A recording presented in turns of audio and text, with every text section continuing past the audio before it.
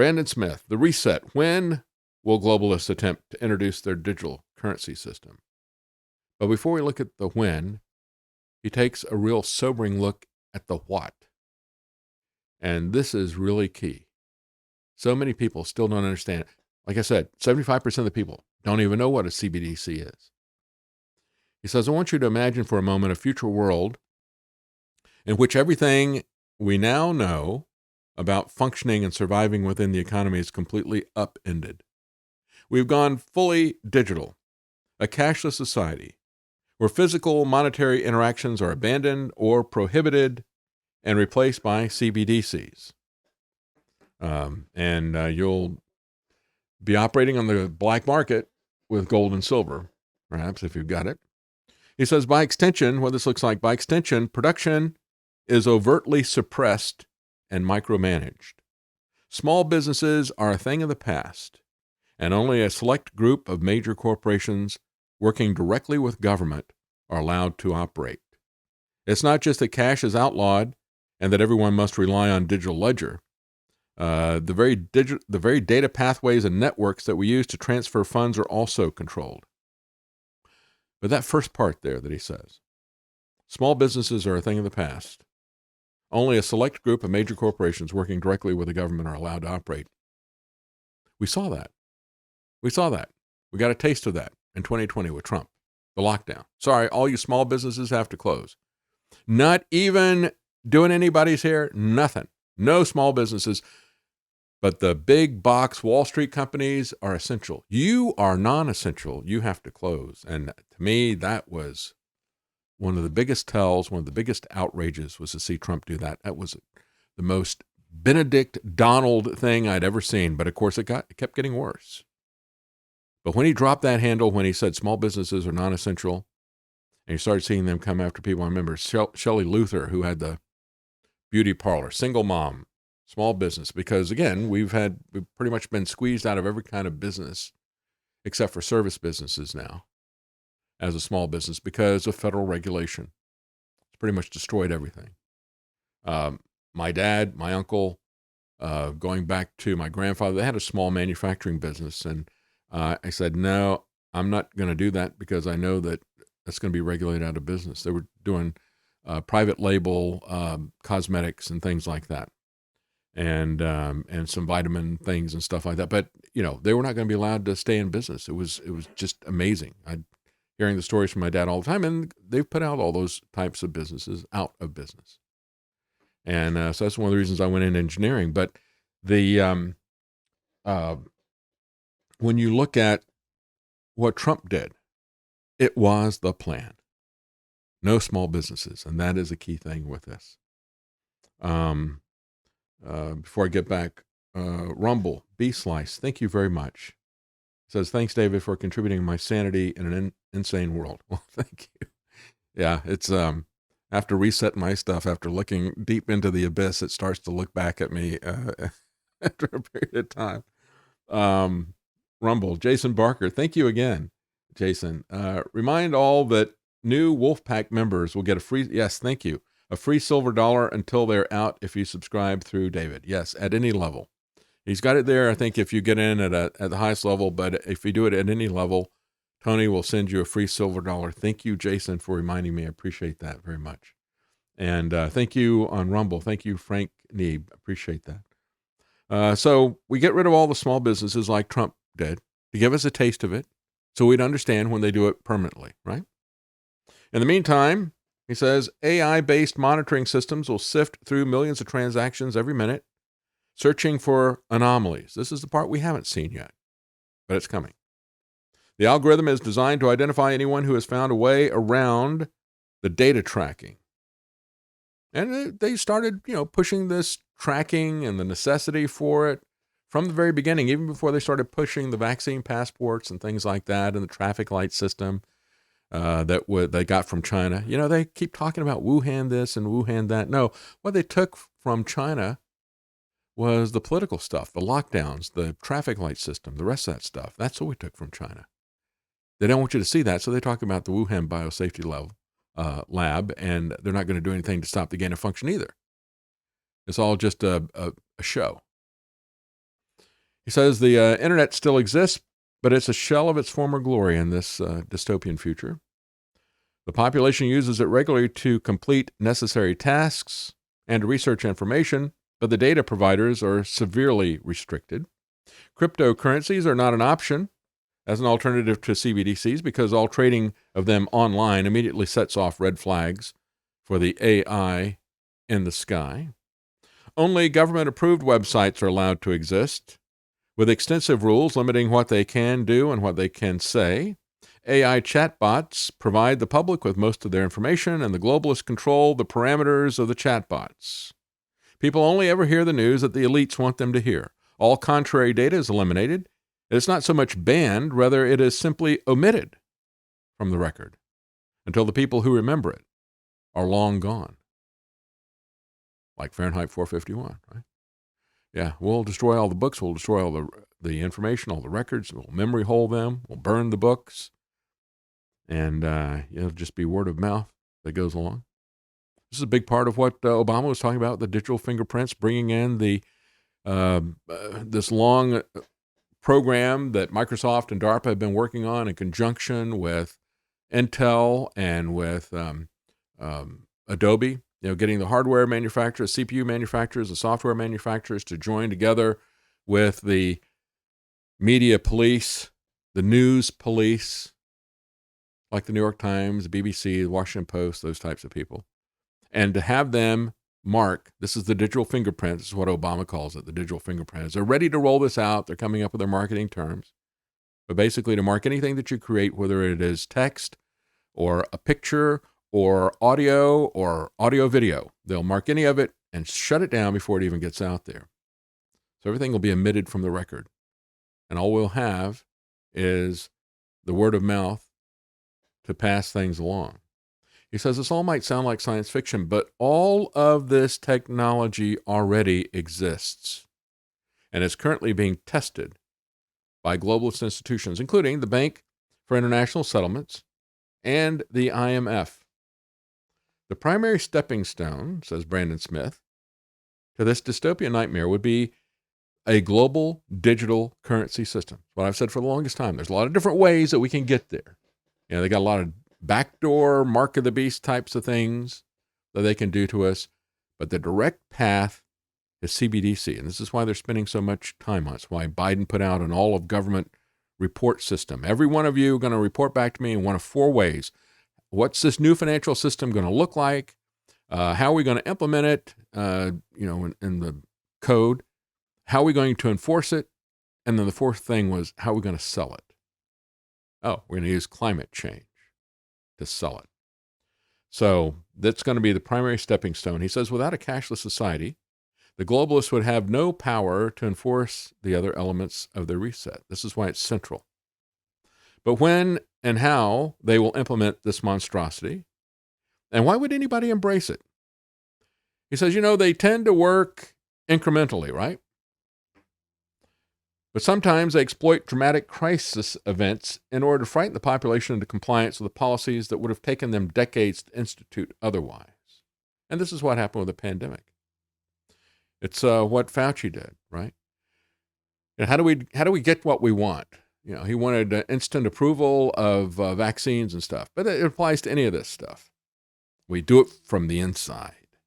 You do it with disruption, but then you also do it iteratively, right? And so what Brandon Smith is saying is that, they've got they consistently mention the year 2030. They call this a contract to transform our world by 2030. That's the way the WEF responds to it. And so they got to get this thing done by 2030. And as Brandon says, this even included, as we saw during the pandemic, we had consistent talk about how we had to have a cashless society to prevent the spread of COVID on physical dollars. And remember, Gerald Slinty's always talked about that. He did that as a cover. Dirty cash and digital trash. He talks about that all the time. And he got it right. He does. You're telling me that the money is too dirty. I'm going to get diseased if I'm going to get cooties if I touch this. Cooties or COVIDs or whatever. if I touch this stuff. So the cash is dirty. We got to go to digital trash. And he's right. By the way, Gerald Slenty, Trends Journal, always ahead of the trend. That, again, 3 years or so ago, dirty cash, digital trash. You can get 10% off of, and again, he helps us if you get it using the code name Knight. It helps you, helps us. It's a win-win situation. Because he knows that once you see Trends Journal, you're really going to like it. It's a great publication, and he's always ahead of the curve.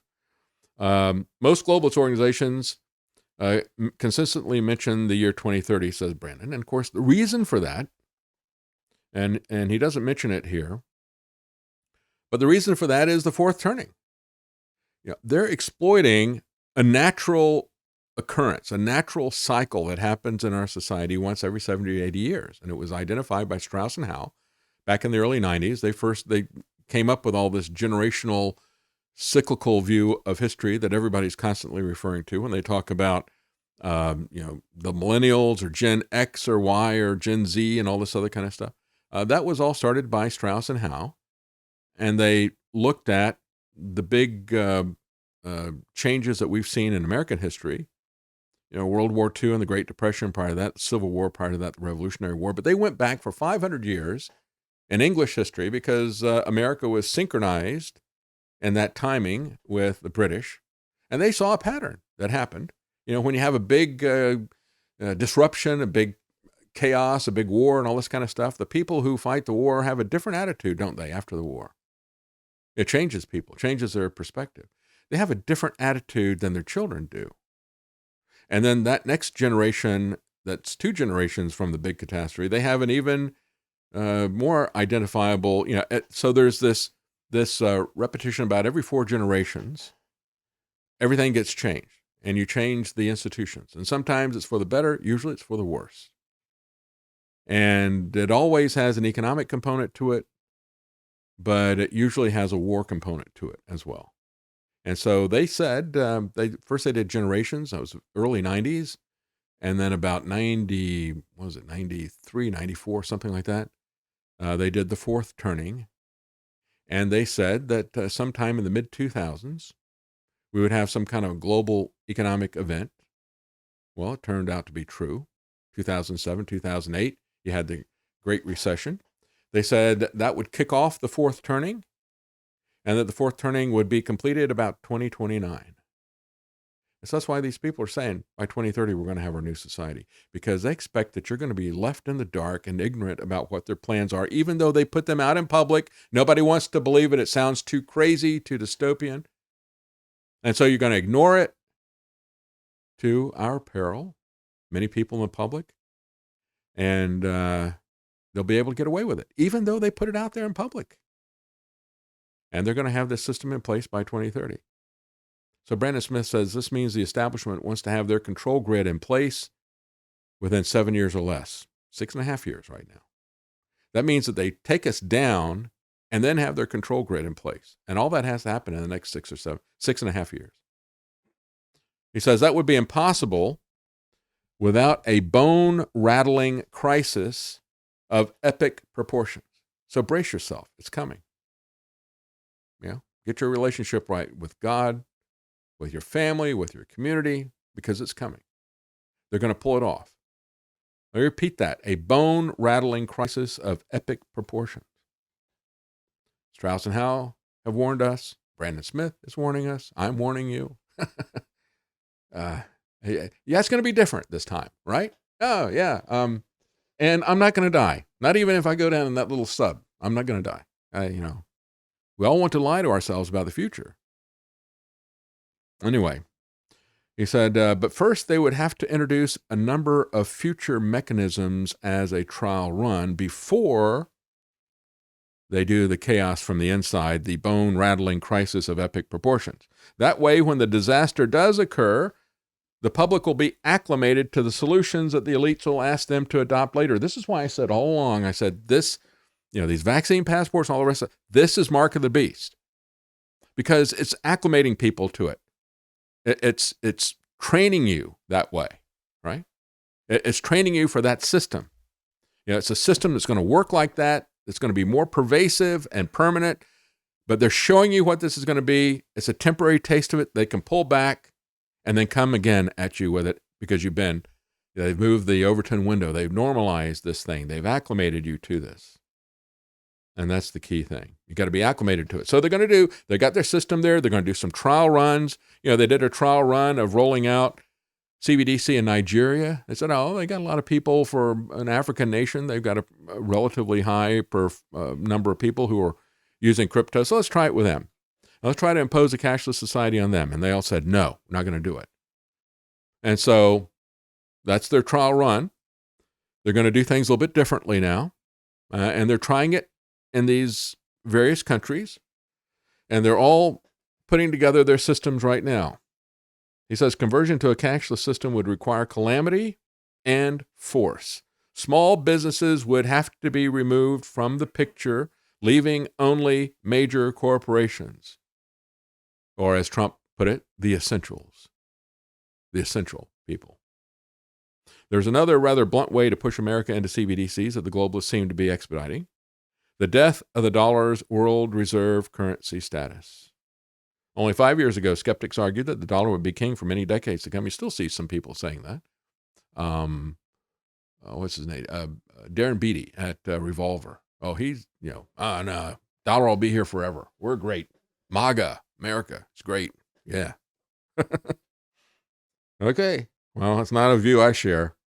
If we take the globalist timeline of 2030 as an effective limiter, says Brandon, this would mean another crisis, even more pervasive than the COVID pandemic, would have to take place soon in order for the elites to get what they want.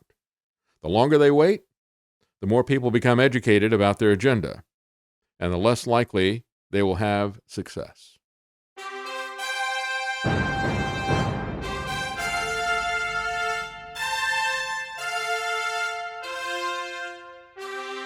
The common man. They created Common Core to dumb down our children. They created Common Pass to track and control us. Their Commons Project to make sure the commoners own nothing. And the communist future.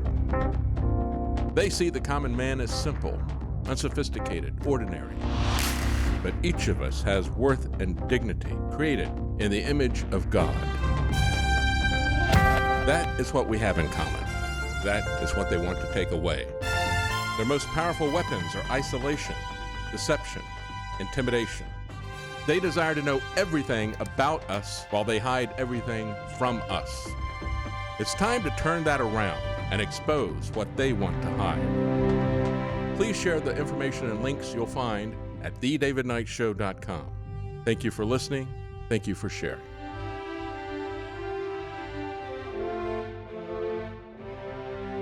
If you can't support us financially, please keep us in your prayers. thedavidknightshow.com.